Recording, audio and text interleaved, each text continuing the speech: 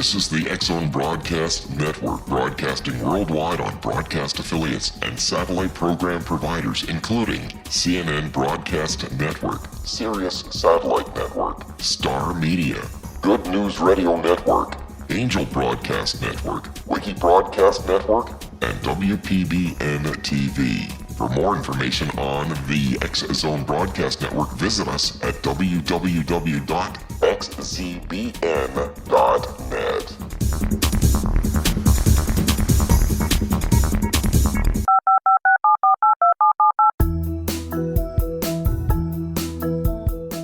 Did you know that when you're on the road with limited data or Wi-Fi, you can still listen to the X-Zone Radio Show with Rob McConnell, The Science of Magic with Gwilda Wiyaka, X-1, Dimension X, Space Patrol, and every minute of the X-Zone Broadcast Network by calling 213-401-0080, courtesy of Audio Now.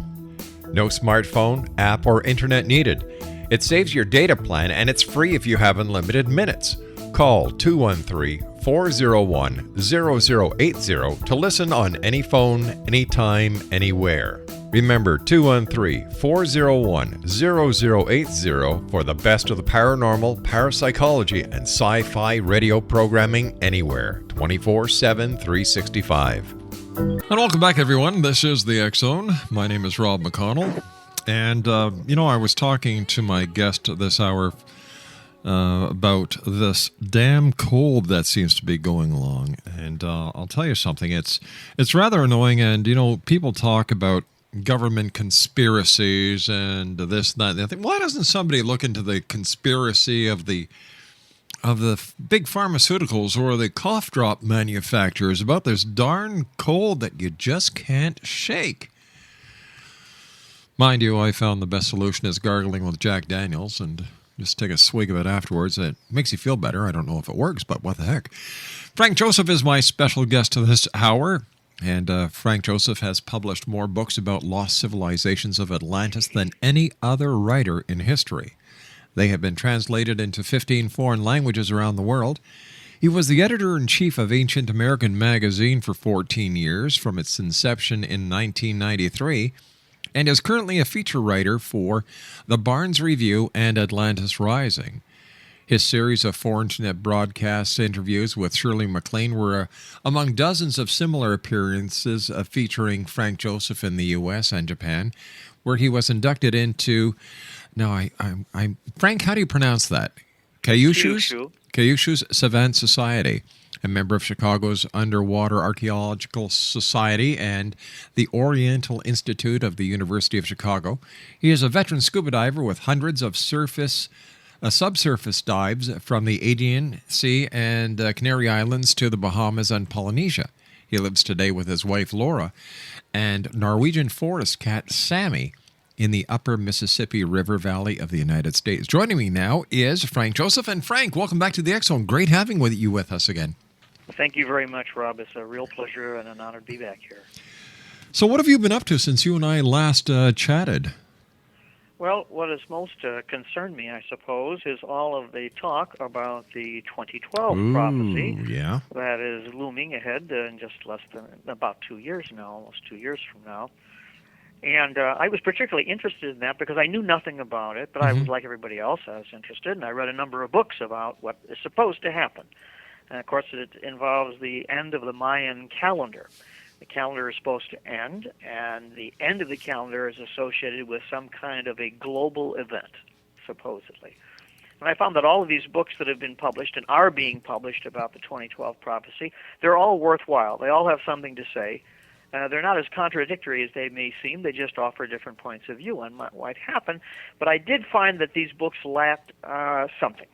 And they all lacked, what did the Maya calendar really say? What did the Maya themselves really say was going to take place at the sunrise of the winter solstice, December 21st, 2012?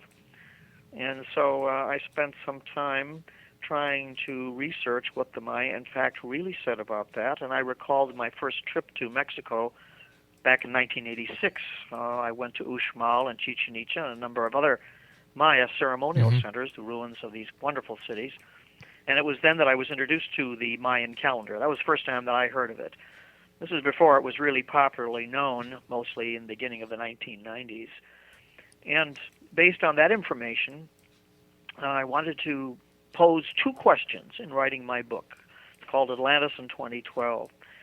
And the two questions posed in that book are, again, what did the Maya really say about 2012? And two, what are the chances of something that they said were going to happen really coming to pass at that time? What does science have to say about that? And so those are two premises that I based the book on. All right, Frank, stand by. You and I have to take our first commercial break. Great talking to you again. Exo Nation, Frank Joseph is my special guest. www.mysticvalleymedia.com. And Frank and I will return on the other side of this 2-minute commercial break as the X Zone continues from our studios in beautiful Hamilton, Ontario, Canada. My name is Rob McConnell. Frank Joseph is our special guest once again. The website to visit, www.mysticvalleymedia.com. Frank and I return on the other side of this 2-minute break. Don't go away.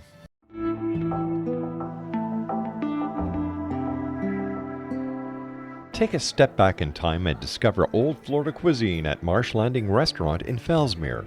Enjoy delicacies such as frog legs, gator tail, catfish, and swamp cabbage, or enjoy the more traditional cuisine like hand-cut Angus steaks, ribs, and seafood.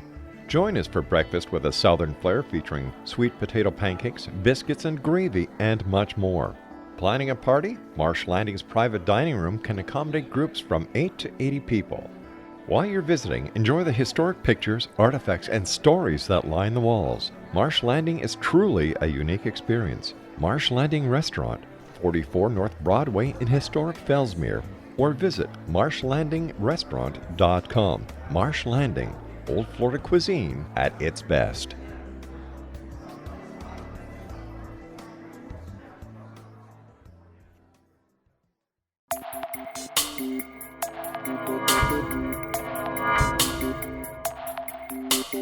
Are you interested in the paranormal, ghosts, UFOs, or psychic phenomenon?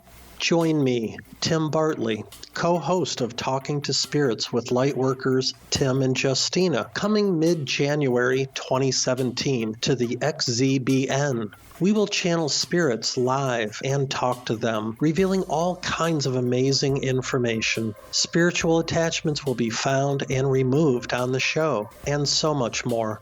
To find out when you can listen to Talking to Spirits with Lightworkers Tim and Justina, visit www.xzbn.net for listeners on both sides of the veil.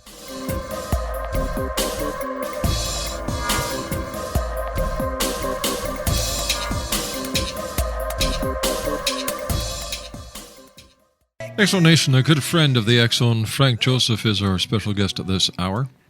We're talking about the Maya calendar and the 2012 connection. And Frank, why is it that so many people are looking at the end of the Mayan calendar, December the 21st, 2012, as the end of the world, the apocalypse, the day that the world is just going to cease to exist? Well, I think there's a lot of nonsense that's been put out about that, and maybe not so much nonsense. One of the things I think reason why people are doing this, I can only speculate, is that we live in a period of the disintegration of established forms. Our economy is unraveling, and you have things like General Motors and Fannie Mae and all these other pillars of our society just crumbling. And I think people feel that perhaps the basis of these great institutions was faulty to begin with, morally faulty, ethically faulty, and feelings of apocalypse are usually accompany feelings of social guilt, I guess. That's the only way I can put it. But the Maya really did say some rather dire things for the future, I must say. One of the things I learned is that, first of all, there is no Maya calendar in the sense that we understand it. They did not make a calendar, like something you put on your wall to tell you what days are coming up, what days have passed. They did not make a calendar. What we're talking about is an almanac, like a farmer's almanac, and that's what this is. The Maya did not invent this almanac. They inherited it. And this is according to their own sources. when I was visiting Yucatan and Uxmal and these other great places down there, I learned, and subsequently validated in the research that I did, that the Maya regarded their entire civilization as inherited, that it was brought to them from across the sea by a culture bearer they referred to as the feathered serpent, and that this concept of a foreign visitor who was in possession of a very high technology was known before the Maya to a people called the Olmec, and it was known after the Maya by the Aztecs and Zapotecs and Toltecs and so forth under different names. The Aztecs called him Quetzalcoatl, the Toltecs called him Gucamans, but it all means the same thing, the feathered serpent. And that name apparently refers to a title that he had and a kind of headgear that he wore. That's all we know pretty much for sure. And it was this figure at the very dawn of civilization in the Americas and Mexico who brought with him all of the high culture of a former civilization. And they referred to this place, the Aztecs did, as Aztlan, A-Z-T-L-A-N, which means the field of reeds. A reed was used as an ink pen, and it was a symbol of great wisdom, literacy. So if you had a whole field of reeds, it was a place, it was an allegory, in other words, a metaphor for a place of great learning. And this Aztlan, now this is the Mesoamerican records. This is the Aztecs and the Maya said. I don't make this up. That Aztlan suffered a natural catastrophe. And the feathered serpent, his family and followers, mostly what they called sorcerers, fled Aztlan, the field of reeds, before it sank into the sea. And they came onto the shores of Yucatan and bequeathed to the natives the high technology of astronomy, social organization, medicine, and the Mayan calendar, so-called calendar, this almanac. This story we find, as I say, consistently throughout Mesoamerica. Mesoamerica is an archaeological term. It refers to all those high cultures, the Maya, the Aztecs, and so forth, who made up Middle America. So what we're talking about is not a Mayan calendar. What we're talking about is a Mesoamerican almanac, and that Maya claim only not to have invented this, but to have perfected it, to have tweaked it and worked on it, just as other subsequent cultures in Mesoamerica did. And that's how I'm able to figure in the Atlantis story, because it sounds, from the Mesoamerican sources, from the Maya themselves, that they inherited their culture from a very Atlantean type of story. On the other side of the world, the Egyptians were very similar. They also claimed that their civilization was inherited by people who came from an island in the Atlantic Ocean, and their followers were led by a man by the name of Thaut, T-H-A-U-T. The Greeks called him Hermes, the Romans called him Mercury. And he possessed with him the emerald tablets of civilization. This island that the Egyptian forefathers came from is described in the Book of the Dead. You can get it from Dover and a number of other publishers, excellent translations. And the island is referred to in Egyptian as Sekeret Aru. Well, Sekeret Aru is interesting because the translation of Sekeret Aru is field of reeds, exactly the same that the Aztecs referred to the founding fathers' civilization. And the Egyptians also used a reed identically as an ink pen. And the field of reeds was also synonymous for a place of great learning. So now we jump forward in time to about before we do that, can I just ask you a quick question here? Something just triggered in my mind when you were talking about the reeds. The story about Moses, being found in the bulrushes and the reeds. Could this be a metaphor pertaining to the same thing we're talking about here? That's wonderful you bring that up. Yes, absolutely. The biblical story of Moses, as a matter of fact, has been repeated in earlier cultures that preceded the Hebrew culture. There is the Assyrian culture that talks about the same story. They have different names, of course, for their prince. The Babylonian version is an early version, and there is an Egyptian, early dynastic version, also of a prince who is found in a field of reeds, and he later matures to become a very great leader of his country. most people don't understand that the Old Testament especially is really a mosaic, a collection of these Near Eastern stories that are given a Hebrew twist, that they were not invented by the Hebrews. That's Scholars understand this now. This is not to detract from them in any way. It just means that they were able to preserve, matter of fact, it's to their credit, that they preserved these wonderful stories and put their own spin on it, spin on them, exactly, for their own purposes. We also notice the same thing between Greek mythology and Christianity. Well, not Greek mythology so much, I wouldn't say, but Greek spirituality. The Greeks had a number of mystery schools, and some of those mystery schools, like some of the ones that Plato talked about, also foreshadow Christianity in some regards. Christianity was also a mosaic idea that took bits and pieces of previous religious concepts, like Attis, for example. The Greek Attis is very much like Jesus, who dies on a cross and ascends into heaven and so forth. And it's just the general, I think, swing of mankind that these ideas mature. These ideas are never developed in a complete vacuum. They're always influenced by precursors in some way or another. And the story of Moses is most definitely that. Well, Moses also has these tablets that he brings. That's down, right. Yeah. It has the power of the gods, of Yahweh, and to transform the world. Well, it's exactly the same, much older story of Thout, who arrives in Egypt with these emerald tablets that have all the sacred writing on them. It's an amazing story. And matter of fact, it's the same story again in Mesoamerica. The Toltec version was, they called him Wotan. That's a really interesting name, isn't it? Sure is. Wotan was a great flood survivor, and he supposedly had not tablets, but he had animal hides, on which were inscribed all this great wisdom, later hidden in a cave somewhere. Interesting material, to be sure. I think that all these myths are recollections by pre-literate peoples of very important things that happened to them. And it's preserved as the only way they could, since they did not have writing. They preserved them in stories and myths. That's why they endure over thousands of years. They enshrine not facts, but truths, and that's why they endure.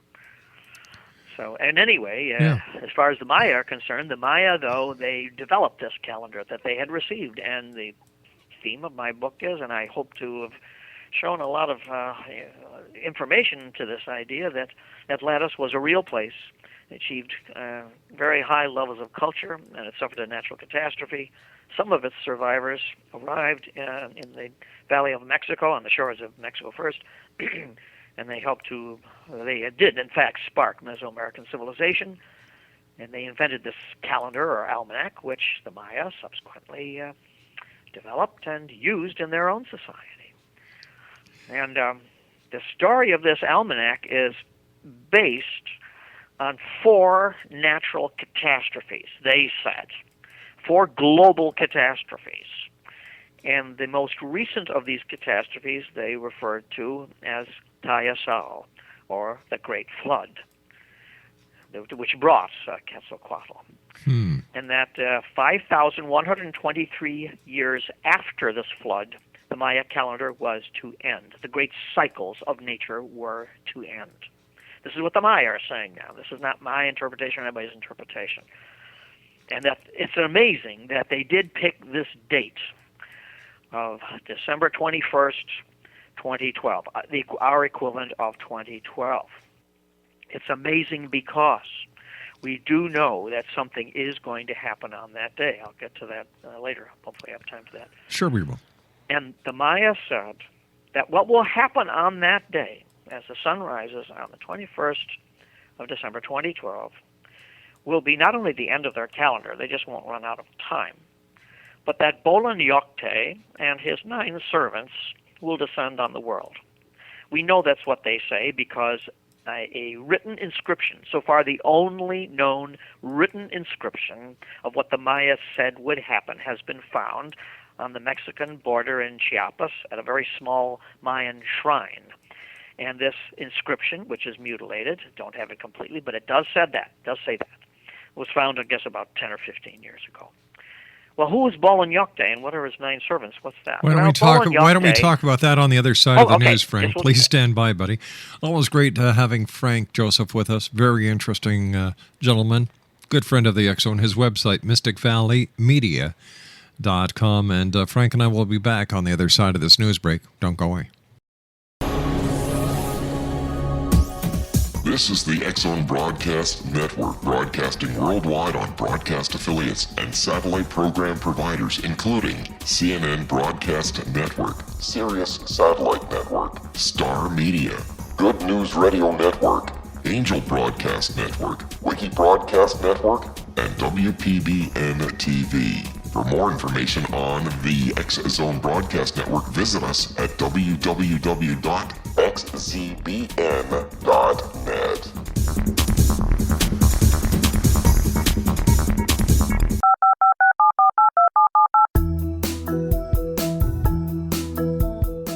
Did you know that when you're on the road with limited data or Wi-Fi, you can still listen to the X Zone Radio Show with Rob McConnell, The Science of Magic with Gwilda Wiyaka, X-1, Dimension X, Space Patrol, and every minute of the X Zone Broadcast Network by calling 213-401-0080, courtesy of Audio Now.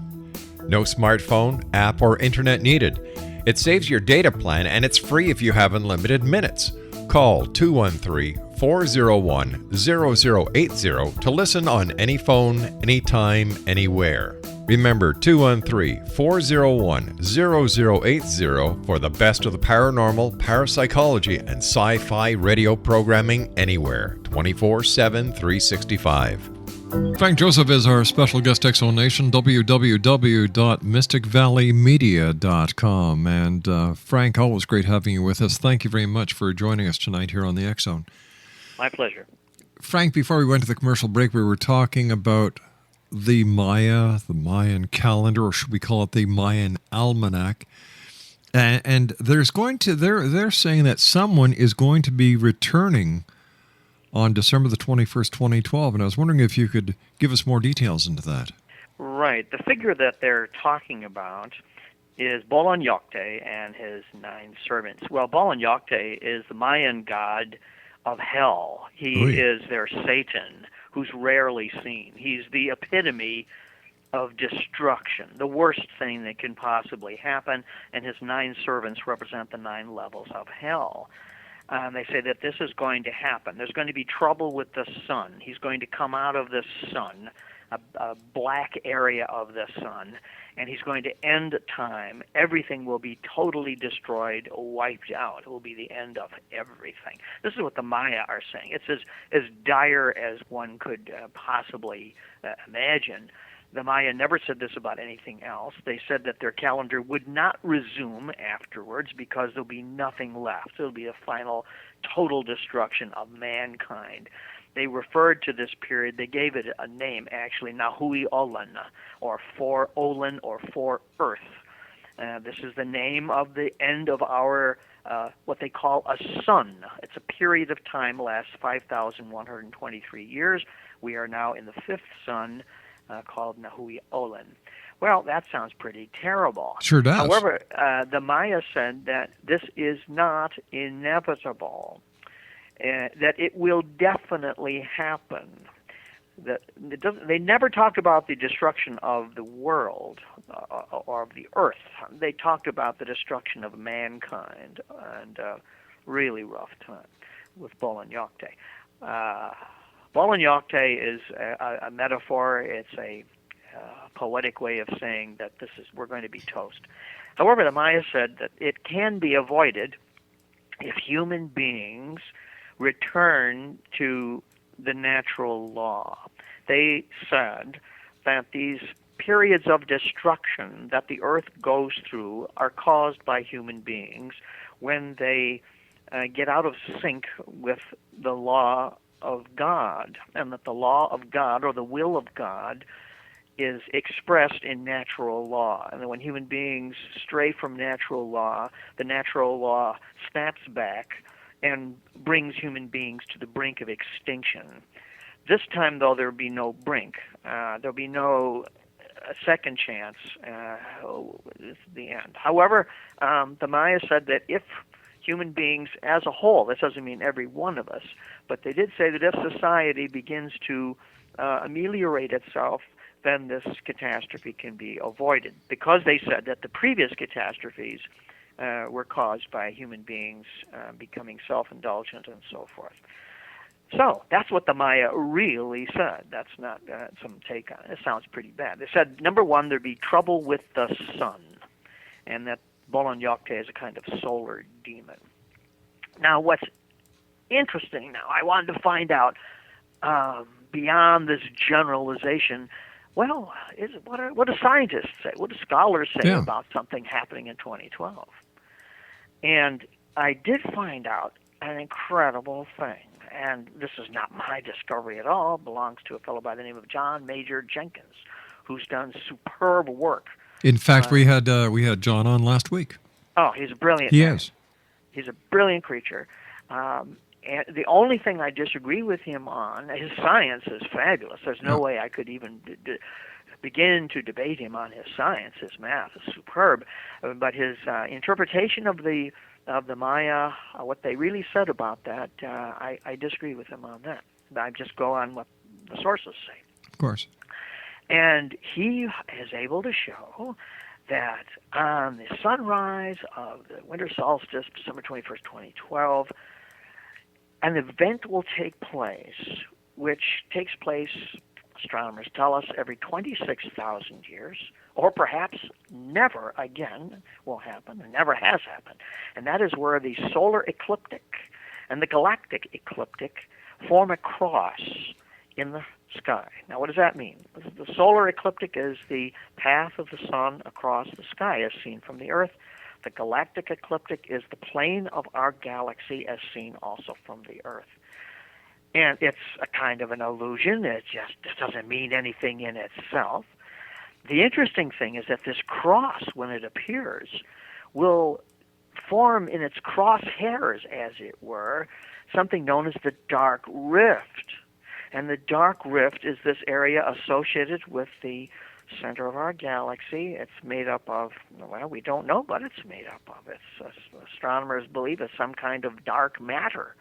But this cross that appears in the heavens on the morning of the winter solstice will go right over the dark rift, and the dark rift is where Bolon-Yokte is supposed to come flying out of.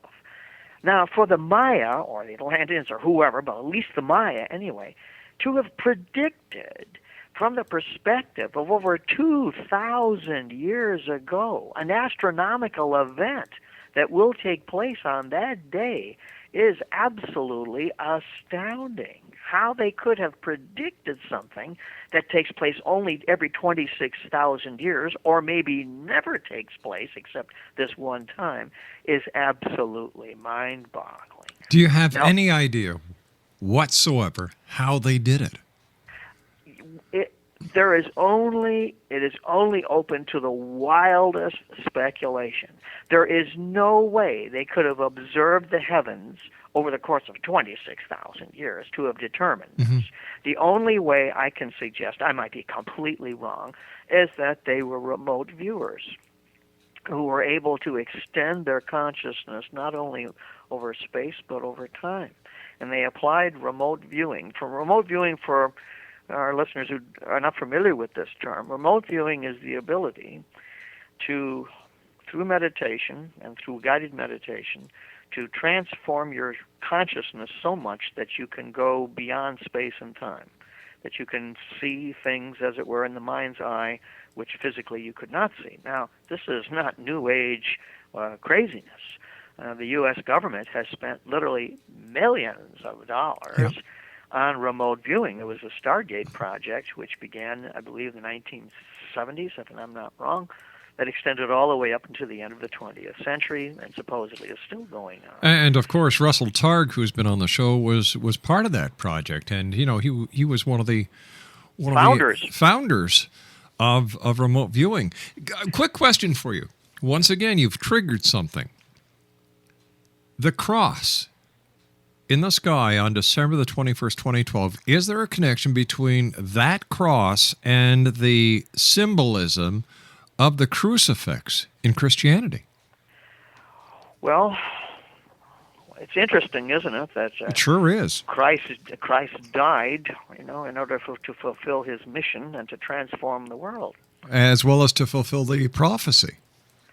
As to fulfill a prophecy. I think that we're headed for a period in which a lot of these apparently divergent traditions are finding a commonality.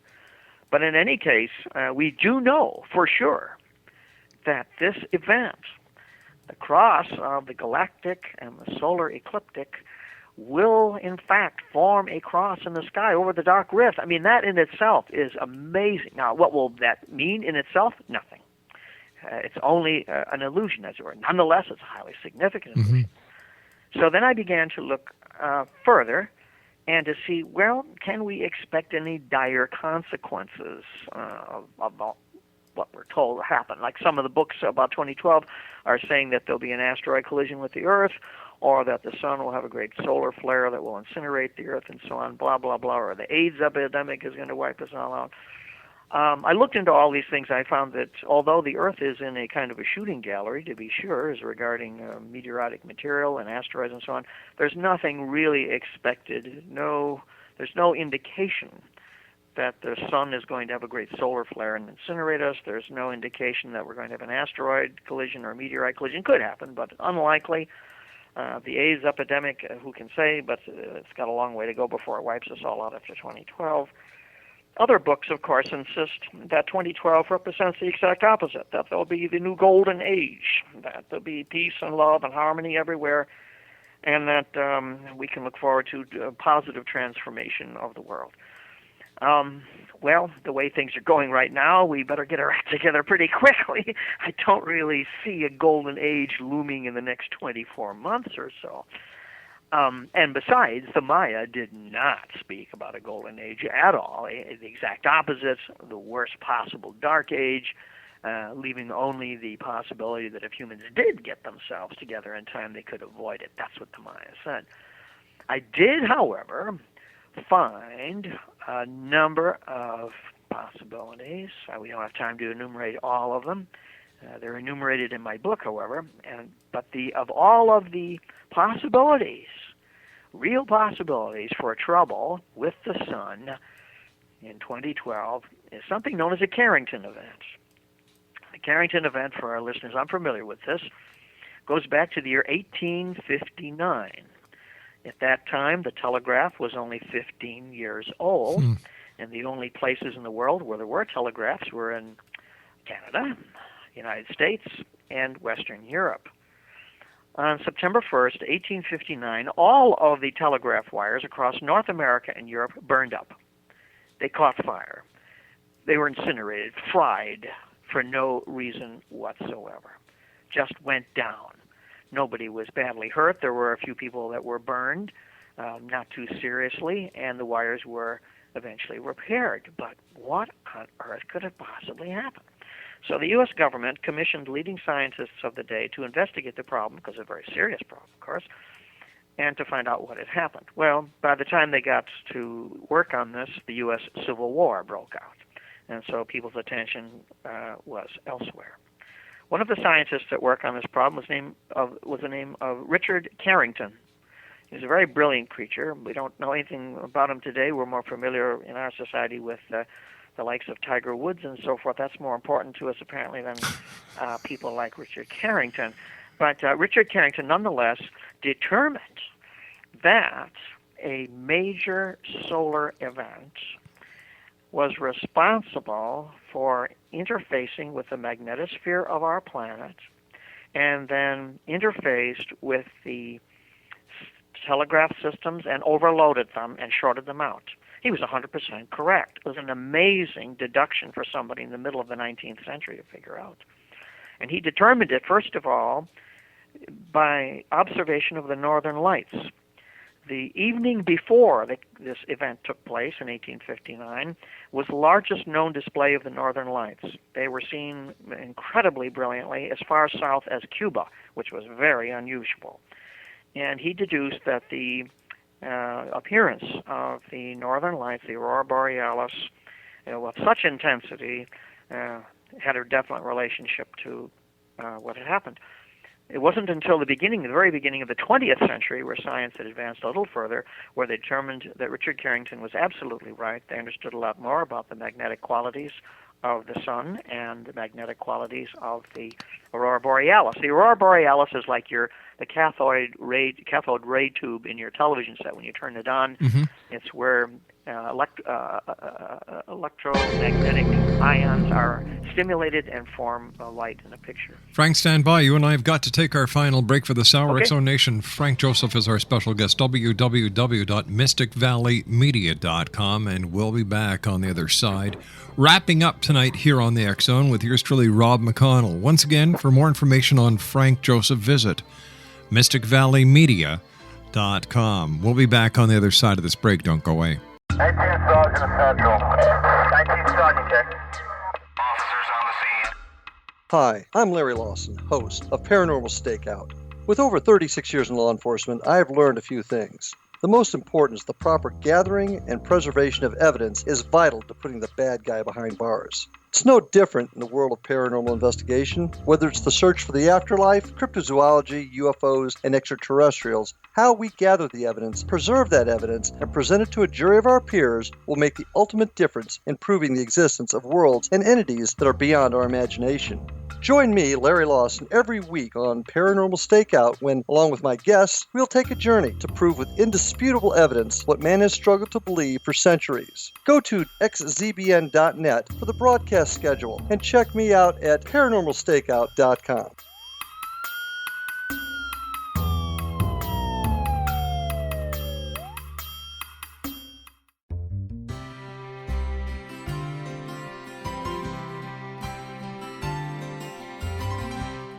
True healing must address 4 levels: physical, emotional, mental, and spiritual, for us to live joyful and productive lives.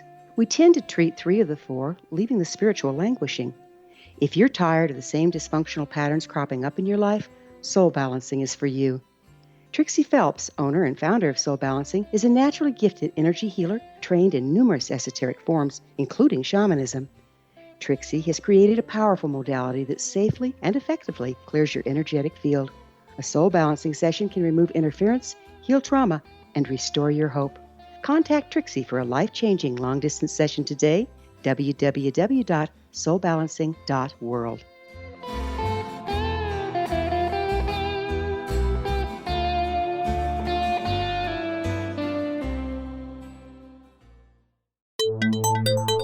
You're listening to the X-Zone Broadcast Network, www.xzbn.net. X-Zone Nation, our special guest this hour is Frank Joseph.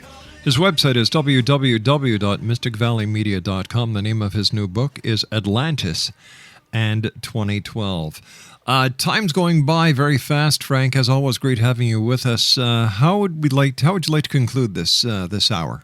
Well, just by saying that a Carrington event, which is this tremendous amount of magnetic material, electromagnetic material that's shot out by the sun, could happen again on the winter solstice of 2012 because we are expecting major solar activity, astronomers tell us, throughout 2012. It's conceivable that a Carrington event would take place. Our society is built entirely on electricity now. It would short out our entire electrical grid, and that could conceivably short out our civilization as well. It would not harm the Earth, but it would certainly topple Western civilization. And that's the basic thesis behind the book, is that a Carrington event is possible for 2012. It is inevitable that a Carrington event will happen again in the future.